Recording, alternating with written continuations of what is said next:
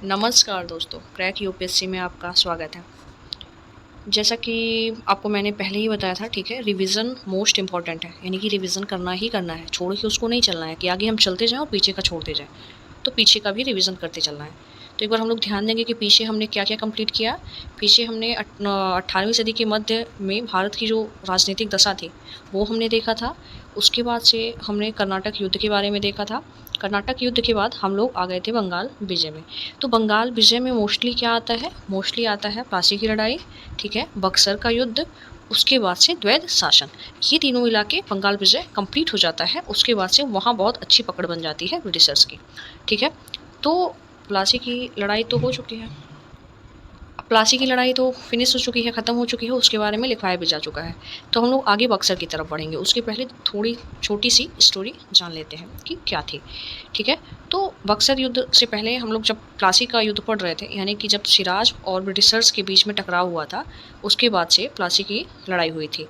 प्लासी की लड़ाई के बाद तुरंत ही मीर जाफ़र, जो कि षड्यंत्र में बहुत अच्छा खासा सहयोग दिए थे ब्रिटिशर्स का, तो उनको क्या बनाया गया, नवाब बनाया गया। मीर जाफ़र नवाब बनते हैं, ठीक है। तो 1757 से 60 तक मीर जाफ़र रहते हैं। तो मीर जाफ़र जब रहते हैं तो ब्रिटिशर्स भाई अपने कठपुतली के रूप में ही उनको बैठाए थे। तो वो क्या करते थे, हमेशा कुछ ना कुछ हमेशा मीर जाफ़र से डिमांड करते रहते थे। तो करते करते इतना ज़्यादा डिमांड करते थे कि बेचारा पूरा करते करते थक जाता था, ठीक है। तो उसको भी प्रॉब्लम होने लगी थी।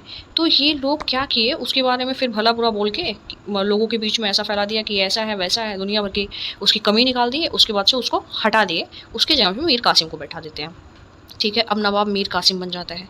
जब नवाब मीर कासिम बन जाता है तो मीर कासिम के भी बीच में टकराव हुआ। किस चीज़ को लेके, वो जो 1717 के फरमान के अनुसार ये लोग जो व्यापार कर रहे थे, मुक्त व्यापार कर रहे थे, उसको लेके टकराव हुआ। टकराव क्या होता है, वही चीज़ कर को लेके ये लोग क्या करते थे, फ़ायदा उठाते थे, ठीक है। फ़ायदा उठाते थे। एक दूसरा चीज़, जो यहाँ के व्यापारी थे, ठीक है, जो भारत के व्यापारी थे, उनका भी ये जो भी सामान होता था वो पास करवा देते थे, ठीक है, अपने थ्रू, ठीक है, अपने नाम पे पास करवा देते थे। क्या करते थे, जैसे कि अगर जो व्यापारियों को मैंने पहले बताया था, जैसे 10 रुपये अगर जो देना है टैक्स नवाब को, तो वो क्या करते थे, बोलते थे कि आप कम ही दे दो, 3 रुपये 4 रुपये दे दो, हम आपका पार करवा देंगे, ठीक है। तो वो पास करवा देते थे उनके सामान को। तो इससे क्या हुआ, इससे नवाब को नुकसान होने लगा, ठीक है, टैक्स में। तो नुकसान होने लगा, तो इस चीज़ को लेके भी परेशानी थी नवाब को, मतलब जो मीर कासिम था। और दूसरी चीज़, ये टकराव तो जारी ही था। उसके बाद से इस चीज़ को लेके कुछ बातचीत भी हुई थी दोनों लोग के बीच में, यानी कि ब्रिटिशर्स के बीच में और नवाब के बीच में, लेकिन फिर भी कुछ भी फैसला हो नहीं पाया था। इसलिए इन लोग को लग रहा था कि मतलब आगे चल के हम लोग को टकराव हो सकता है हमारा, ठीक है, हमारे बीच में कुछ ना कुछ हो ही जाएगा, प्रॉब्लम क्रिएट, ठीक। तो अब आगे क्या हुआ, और ये जो मीर कासिम था काफ़ी समझदार था, समझदार था और स्वतंत्र रहना चाहता था। इसके लिए भी बहुत सारे प्रावधान थे, मतलब मीर कासिम के लिए भी बहुत सारे अंग्रेज़ों के प्रावधान थे, उसके अकॉर्डिंग इसको काम करना था। तो इसने सोचा कि जो प्रावधान है उसको अगर जो हम कंप्लीट करते चलें तो उसके बाद तो हम स्वतंत्र हैं। लेकिन अंग्रेज़ तो हर एक मामले में समझते थे कि जब मैंने बनाया है उसको राजा, उसका नवाब मैंने बनाया है, तो सारा मेरा ही चलना है, मतलब जो हम कहेंगे उसे करना पड़ेगा। और मीर कासिम था तो वो सोचता था कि जितना इन्होंने एग्रीमेंट करवाया है कि ये प्रावधान पूरा तुमको करना पड़ेगा, वो पूरा करने के बाद मैं स्वतंत्र हूँ हर एक चीज़ के लिए। जबकि ऐसा नहीं था। अंग्रेज़ तो भाई सोच ही रहे थे कि मैंने ही सब कुछ किया है तो मेरा ही सब कुछ है, ठीक है। तो ये जो अंग्रेज़ थे, इनको रास नहीं आया जो भी मीर कासिम कार्य कर रहा था। और इसने क्या किया, मुर्शिदाबाद से, मुर्शिदाबाद थोड़ा सा, जैसे कि जो अंग्रेज़ थे इनकी पकड़ कहाँ थी, समुद्री तट पे, ठीक है। तो समुद्र में था तो ये लोग तट के पास ही ज़्यादातर रहते थे। ज़्यादातर इनका जो भी कार्यक्रम होता था वो तट के किनारे ही होता था, वहीं पे ये लोग अपना ज़्यादा गतिविधि करते थे, ठीक है। तो मुर्शिदाबाद क्या होता था, थोड़ा सा साइड में था। लेकिन ये मीर कासिम क्या किए, मुर्शिदाबाद से राजधानी अपना चेंज करके ले गए मुंगेर। आपसे मैंने कहा था बिपिन चंद्रा सेकेंड लेसन आपको पढ़ना है, आप उसमें ये पढ़ेंगे तो अच्छे से आपको समझ में आएगा, सारी चीज़ें अच्छे से दी गई हैं। तो मुर्शिदाबाद से ये मुंगेर ले जाते हैं, वहाँ पे बहुत सारे मतलब तोपखाने ये खोलते हैं, बंदूक बनाने के लिए वहाँ पे कारखाने खोलते हैं तोपखानों का, ठीक है। तो ये चीज़ें भी इन्हें समझ में आया, अंग्रेज़ों को सूचना मिली, तो ये भी इन्हें खटकने लगा। और दूसरी चीज़, जो भारतीय ब्रिटिश सहयोगी थे, जो उनको कुछ बता रहे थे, सूचना दे रहे थे, उनका सहयोग कर रहे थे, उनको भी मीर कासिम ने दंडित किया। अब ये सब देख के क्या हुआ, अंग्रेज़ परेशान हो गए और अंग्रेज़ अब प्लानिंग बनाने लगे कि अब इनको तो यहाँ से हटाना है। तो फिर से क्या हुआ, जब आया टाइम 1763 का, तो 1763 में इन्होंने मीर कासिम को, फिर मीर जाफ़र को फिर से नवाब बना दिया। अब मीर कासिम बेचारा जब बना दिया मीर जाफ़र को नवाब, तो फिर वो वहाँ से भाग निकले। वहाँ से जब भागे तो ये आए अवध के नवाब के पास और मिले मुग़ल शासक, जो कि उस टाइम पे थे मुग़ल शासक शाह आलम थे, ठीक है। और अवध के जो शासक थे, ठीक है, वो शुजाउद्दौला थे, शुजाउद्दौला, ठीक है। अवध के शुजाउद्दौला थे और मुग़ल शासक उस टाइम थे शाह आलम। वो भी भागे भागे फिर रहे थे, ठीक है, अपने एक मंत्री के, वज़ीर के डर से ये भी भागे भागे फिर रहे थे। तो वैसे भी मुग़ल शासक जो होते थे वो जहाँ भी कहीं जाते थे वो कुछ ना कुछ सेना अपने आगे पीछे लेके जाते थे, कुछ ना कुछ लोग उनके, मतलब एक काफ़िला चलता था उनके पीछे जहाँ भी वो जाते थे।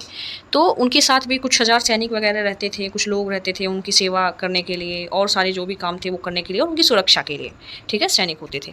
तो वो जहाँ भी चलते थे इतने सारे लोगों को साथ में लेके चलते थे, जो भाई नाम के तो पहले ही थे, क्योंकि ज़्यादातर भारत के हिस्से पे मुग़ल का शासन था, चाहे वो प्रत्यक्ष हो चाहे अप्रत्यक्ष हो। तो बहुत सारे लोग उनके साथ चलते थे, जो भी होता था नाम के लिए नवाब, ठीक है, मुग़ल में। तो मीर कासिम किससे मिलते हैं? एक तो मिलते हैं शुजाउद्दौला जो कि अवध के नवाब होते हैं, और दूसरा मिलते हैं मुग़ल शासक जो भागे फिर रहे होते हैं शाह आलम। अब ये तीनों लोग मिल के ग्रुप बनाते हैं, मतलब कि हम लोग युद्ध करेंगे। तो मेन लड़ाई बक्सर में होती है। मेन लड़ाई किस में होती है? बक्सर में, क्योंकि सामने वाले को पता रहता है कि हमारा वो शत्रु है और हमारे पास जितने लोग हैं वो हमारे अपने होते हैं, ठीक है, उसमें कोई मिला वगैरह नहीं रहता है। जैसे कि प्लासी में हुआ था, प्लासी में तो एक षड्यंत्र था, लेकिन बक्सर में हकीकत में रियलिटी में एक युद्ध होगा, ठीक है। तो अब हम लोग आ जाते हैं बक्सर के युद्ध पे, जो कि 1764 में हुआ था। एक बात ध्यान देंगे, जब बक्सर का युद्ध हुआ था उस टाइम मीर कासिम नवाब नहीं था, उस टाइम मीर जाफ़र नवाब था, ठीक है, क्योंकि 1763 में ही फिर से दोबारा मीर जाफ़र को नवाब बना दिया गया था, ठीक है। तो उस टाइम मीर कासिम नवाब नहीं था, उसके जो भी सहयोगी रहे होंगे, ठीक है, वही उसके साथ थे, ठीक है, उस वक्त युद्ध में, ठीक। तो फिर हम लोग आगे लिखते हैं, आगे हेडिंग डालेंगे बक्सर का युद्ध। बक्सर का युद्ध अक्टूबर 1764 में हुआ था, ठीक है।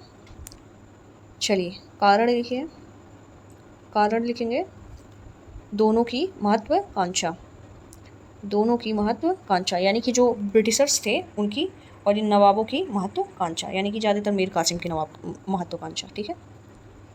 तो कारण में वही पहला लाइन लिखेंगे, दोनों की महत्वाकांक्षा, अर्थात एक तरफ मीर कासिम स्वतंत्र शासक के तौर पर, मीर कासिम स्वतंत्र शासक के तौर पर कार्य कर रहा था और अंग्रेज उसे अधीन बनाकर रखना चाहते थे। दोनों की महत्वाकांक्षा इस युद्ध का महत्वपूर्ण कारण बने, इस युद्ध के महत्वपूर्ण कारण बने, ठीक है। कारण में ये हो गया। अब एक सेकंड बीच में आप लोग थोड़ा सा उदाहरण लिख लेंगे, एग्जाम्पल लिख लेंगे, ठीक है, एग्जाम्पल डाल के लिखेंगे आप लोग। मीर कासिम ने कुछ ऐसे कार्य किए जिससे अंग्रेज़ों का चिंतित होना स्वाभाविक था। मीर कासिम ने कुछ ऐसे कार्य किए जिससे अंग्रेज़ों का चिंतित होना स्वाभाविक था। इसमें भी देखिए जैसे लिखेंगे, जैसे ही उसने क्या काम किया, मुर्शिदाबाद के स्थान पर मुंगेर को राजधानी बनाया, मुर्शिदाबाद के स्थान पर मुंगेर को राजधानी बनाया। मुंगेर में बंदूक बनाने का कारखाना लगाया, मुंगेर में बंदूक बनाने का कारखाना लगाया। कुछ ब्रिटिश समर्थक अधिकारी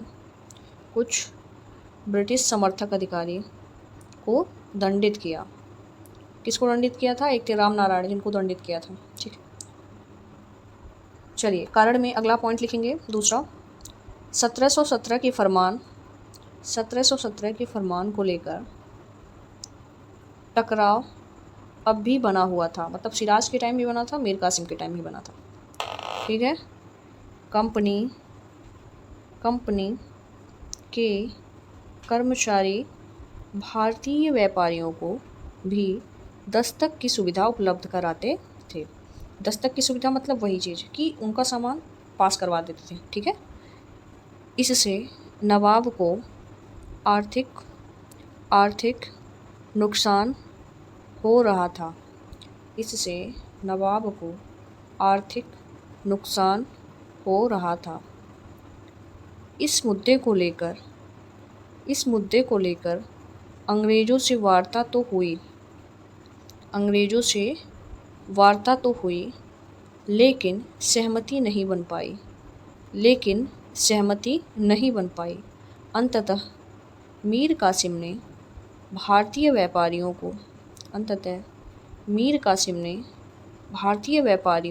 को भी कर मुक्त व्यापार की छूट प्रदान की। यानी कि जब ये लोग ऐसा करते थे कि भारतीय जो व्यापारी होते थे उनको जो टैक्स देना होता था, उनके सामानों को भी ये लोग पास करवा देते थे, ठीक है, कुछ पैसा लेके। तो इससे वो लोग भी टैक्स देने से बच जाते थे। तो इससे नवाब को क्या हुआ, आर्थिक नुकसान होने लगा। अब जब नवाब को आर्थिक नुकसान होने लगा तो उन्होंने सोचा कि अब हम भारतीयों को भी कर मुक्त कर देते हैं। क्यों भाई, वो अंग्रेज़ों को पैसा दें थोड़ा बहुत अपना ज़्यादा टैक्स बचाने के लिए, ठीक है, इसलिए छूट दे दी कर में, ठीक है। आगे लिखेंगे, इसी मुद्दे को लेकर 1763 में कंपनी व मीर कासिम में संघर्ष की शुरुआत हो गई। इसी मुद्दे को लेकर 1763 में कंपनी व मीर कासिम में संघर्ष की शुरुआत हो गई और इसी का परिणाम 1764 में बक्सर का युद्ध रहा, ठीक है। और इसी का परिणाम 1764 में बक्सर का युद्ध रहा। नोट करके लिखिएगा आप लोग, बंगाल के नवाब के साथ 1765 में एक संधि हुई जिसमें सैनिकों की संख्या में व्यापक कटौती की गई तथा बंगाल के प्रशासन का संचालन एक नायब सूबेदार के द्वारा चलाया जाना था। बंगाल के प्रशासन का संचालन एक नायब सूबेदार के द्वारा चलाया जाना था और इसकी नियुक्ति अंग्रेजों के द्वारा की जानी थी।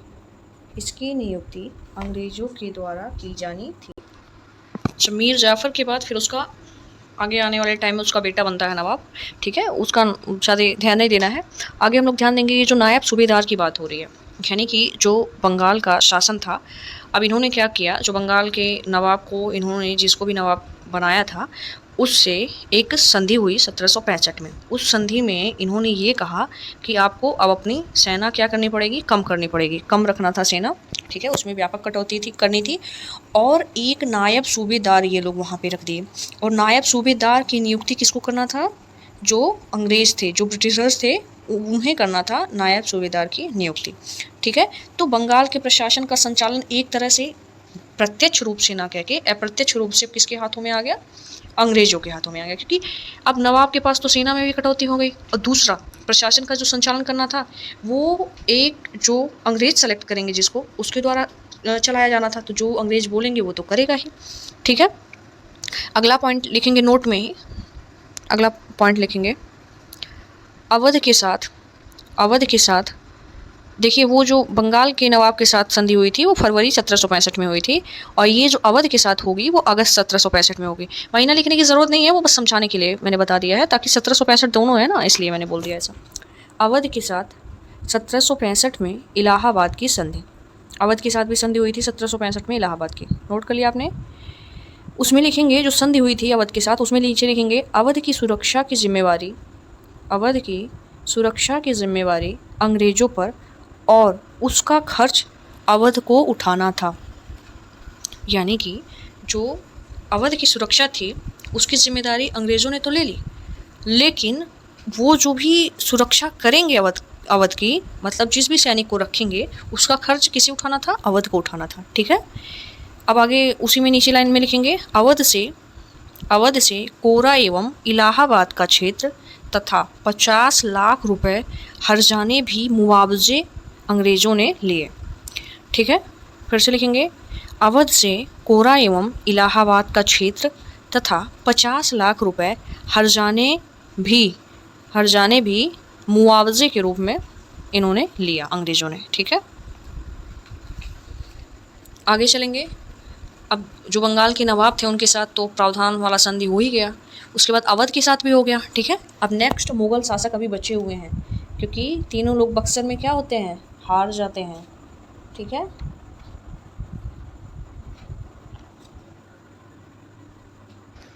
चलिए मुगल का लिखिए। मुगल शासक के साथ 1765 में इलाहाबाद की संधि, ठीक है, हेडिंग डाल देंगे। मुगल शासक के साथ 1765 में इलाहाबाद की संधि, उसके नीचे 2 पॉइंट लिखेंगे आप लोग। एक पॉइंट ये लिखिए, मुगल शासक को कोरा एवं इलाहाबाद का क्षेत्र तथा 26 लाख रुपए वार्षिक पेंशन देने का प्रावधान। जैसे कि जो अवध से इन्होंने लिया कोरा और इलाहाबाद का क्षेत्र, वो किसको दे दिया, मुगल जो शासक भागे फिर रहे थे उनको दे दिया, ठीक है। और 26 लाख रुपए वार्षिक पेंशन देने का प्रावधान किया। अब क्यों कर रहे हैं ये, आगे देखिए, आगे दूसरे लाइन में लिखेंगे, बंगाल, बिहार, उड़ीसा का दीवानी अधिकार मुगल शासक ने अंग्रेजों को दिया। अब मतलब समझ में आ गया, उनको कोरा और इलाहाबाद का जो क्षेत्र दिया अंग्रेजों ने मुगल शासक को, और जो 26 लाख रुपए वार्षिक पेंशन देने का जो प्रावधान किया वो इसीलिए किया था क्योंकि बदले में इन लोगों को क्या मिला था, बंगाल, बिहार, उड़ीसा का दीवानी अधिकार मिला था, ठीक है। अब दीवानी अधिकार क्या होता है, एक देखिए, जैसे कि मामला भी होता है ना, एक दीवानी मामला, एक फौजदारी मामला। दीवानी मामला मतलब कि सिविल मामला हो गया, जैसे रुपए पैसे का हिन तीन जो धन दौलत होता है उस चीज़ का, धन से संपत्ति से संबंधित जो मामला होता है, ठीक है, सिविल मामला हो गया। फौजदारी मामला मतलब मारपीट वगैरह जो करते हैं, ठीक है, खून खराबा, तो वो फौजदारी हो जाता है। तो ऐसे दीवानी मतलब कि जितना रेवेन्यू वाला काम होगा, ठीक है, वो कौन करेगा, अंग्रेज करेंगे। कहाँ कहाँ पे, ये 3 जगह ले लिए थे मुगल से, यानी कि मुगल जो शासक थे इन्होंने दे दिया था। मैंने बोला था ना, कागजी जो हस्ताक्षर होता था, कागजी जो कार्रवाई होती थी वो मुगल के ही हाथों में थी, वही करते थे, ठीक है। तो बंगाल, बिहार और उड़ीसा का दीवानी अधिकार मिल गया, यानी कि बंगाल, बिहार और उड़ीसा पे अंग्रेज क्या कर सकते थे, रेवेन्यू वाला काम, यानी कि संपत्ति धन से रिलेटेड जो भी चीज़ें थी वो कर सकते थे वहाँ पे, ठीक है। टैक्स वसूल सकते थे, सारा काम कर सकते थे। इवन जो दीवानी मामला भी आता था ना, उसको भी ये लोग सुलझा सकते थे, ठीक है।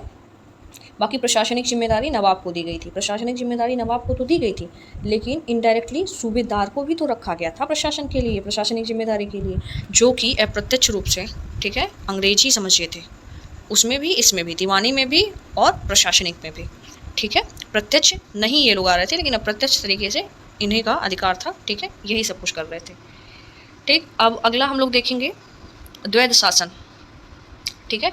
द्वैध शासन क्या होता है, किसी भी क्षेत्र में, किसी भी एरिया में, ठीक है, जहाँ पे 2 लोगों का शासन हो, उसी का नाम पे होता है द्वैध शासन। यानी कि जहाँ पे 2 लोगों का शासन होता है, एक लोग का ना होकर 2 लोगों का शासन होगा, वहाँ पे द्वैध शासन नाम इस्तेमाल किया जाएगा, ठीक है। तो द्वैध शासन हम लोग देखते हैं। द्वैध शासन हेडिंग आप लोग डाल लेंगे, द्वैध शासन 1765 से 72, द्वैध शासन का आप लोग हेडिंग डाल देंगे 1765 से 72, ठीक है। चलिए पहला लाइन लिखिए, द्वैध शासन में 1765 से 72 के बीच में बंगाल में कंपनी और नवाब के संबंध में दोहरे शासन शब्द का प्रयोग होता है, ठीक है। 1765 से 72 के बीच में बंगाल में कंपनी और नवाब के शासन के संबंध में दोहरे शासन शब्द का प्रयोग होता है। नवाब के पास, उसी में लिखेंगे, नवाब के पास निजामत यानी कि प्रशासनिक, निजामत ब्रैकेट में क्या लिख लेंगे, प्रशासनिक, नवाब के पास निजामत ब्रैकेट में प्रशासनिक संबंधी अधिकार था, और कंपनी के पास दीवानी, हालांकि नवाब को नायब सूबेदार की सलाह से, नवाब को नायब सूबेदार की सलाह से प्रशासन का संचालन करना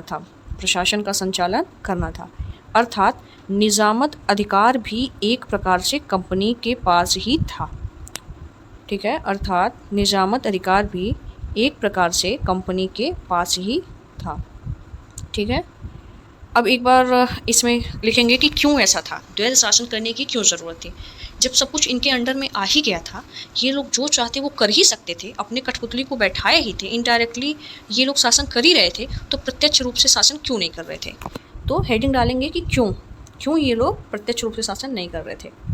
इसमें क्यों में फिर नीचे लिखेंगे, पहला लाइन हेडिंग डाल के कि क्यों ये लोग प्रत्यक्ष शासन नहीं कर रहे थे, उसके नीचे लिखेंगे पहला लाइन, पहला पॉइंट लिखेंगे, भारतीय शासकों के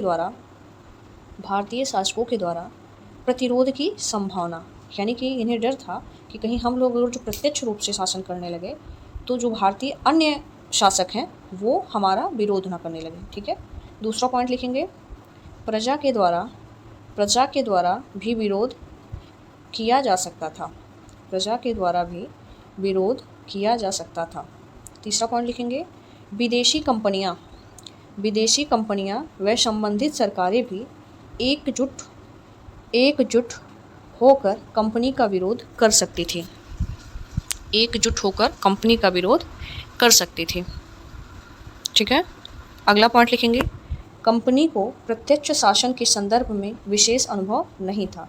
कंपनी को प्रत्यक्ष शासन के संदर्भ में विशेष अनुभव नहीं था। अगला पॉइंट लिखेंगे, ब्रिटिश सरकार एवं कंपनी के संबंधों को पुनः परिभाषित किए जाने की आवश्यकता हो सकती थी। ठीक है, ब्रिटिश सरकार एवं कंपनी के संबंधों को पुनः परिभाषित किए जाने की आवश्यकता या ज़रूरत हो सकती थी। ठीक है, अब नोट करके एक पॉइंट लिखेंगे।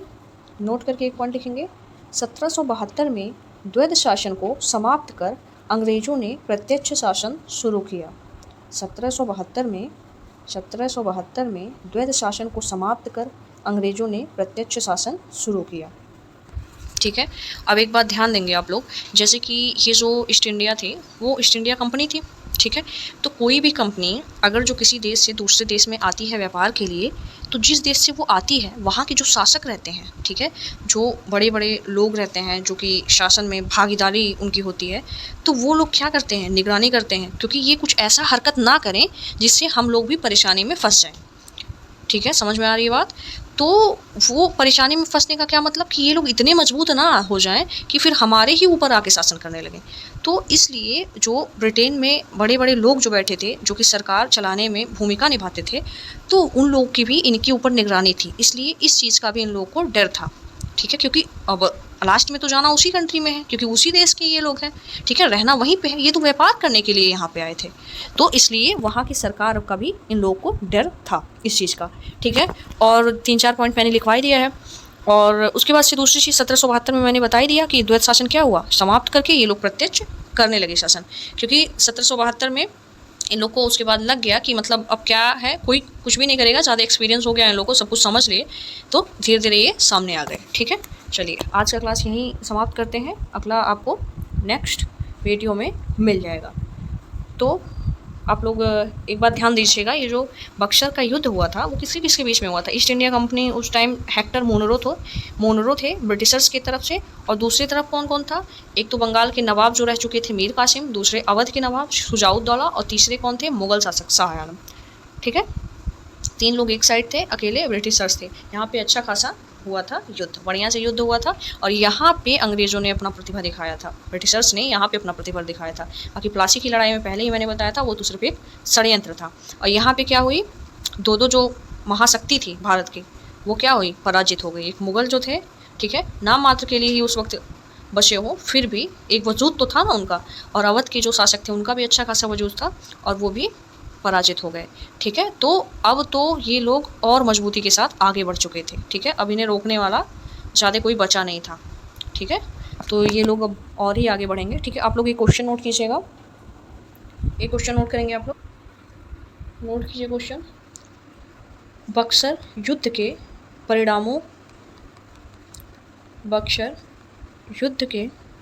परिणामों की चर्चा कीजिए।